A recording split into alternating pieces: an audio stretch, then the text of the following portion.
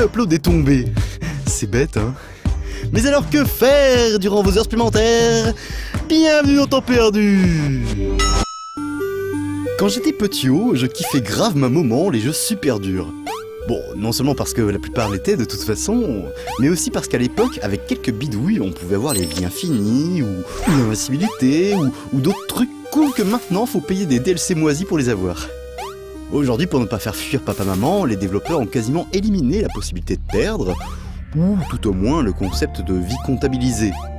Et forcément, sur le web, la règle est la même. Sauf dans certains cas où, allez savoir pourquoi, on galère. Alors parfois, c'est juste que le développeur en veut à la terre entière et qu'il a décidé que sauter d'un endroit à un autre sera la raison de votre licenciement. Ah bah oui, manger un clavier, ça se fait pas. De temps en temps, c'est juste que le créateur du jeu a une logique qui n'appartient qu'à lui. Comme dans Hamburger par exemple. Bon, c'est très drôle, hein, c'est très bien, mais quoi?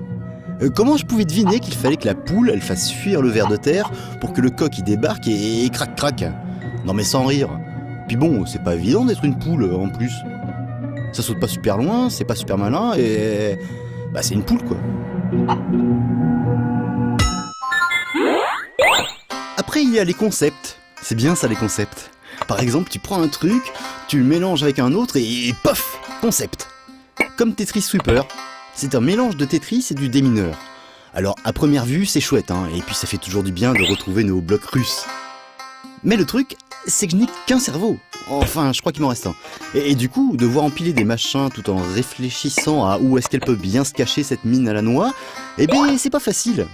Et au bout d'un moment, les neurones, eh ben ils font xit ou pouf ou patiou ou n'importe quoi qui montre que vous en avez perdu un bon paquet d'un coup.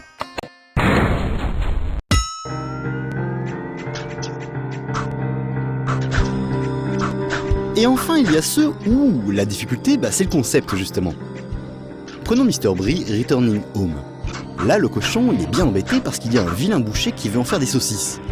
Mais le truc, c'est qu'il est bien embêté surtout parce que c'est super chaud de l'enfer de réussir à s'en tirer. Non pas que ce soit mal fait, certainement pas un problème de gameplay, juste que c'est dur comme on l'a rarement vu. Alors forcément, on passe son temps à mourir bêtement en s'embauchant sur une pique ou en tombant dans un gouffre. Mais c'est pas grave, parce que c'est tellement chouette avec son petit scénar sympathique et glauque, avec ses musiques passant aisément de l'ambiance mignonnette à la dark attitude rappelant les meilleurs morceaux de Yamaoka Akira pour Silent Hill, que bah, on accroche, on continue, on recommence, jusqu'à réaliser le mouvement parfait, la galipette improbable qui vous permettra d'atteindre la fin du niveau. Bon d'accord, vu le stress que peut générer le jeu, il vaut mieux ne croiser personne durant les 2 heures qui suivront votre partie, sous peine de perdre toute vie sociale. Mais c'est bon. Ouais, bon, tout simplement. Et quand on pense qu'en plus il y a un mode reverse et un mode hardcore, on se dit finalement qu'on va gentiment racheter un clavier et recommencer encore et toujours. Ce qui tombe plutôt bien, n'est-ce pas, vu qu'il faudrait quand même voir à ne pas oublier que, pour gagner plus, jouer plus.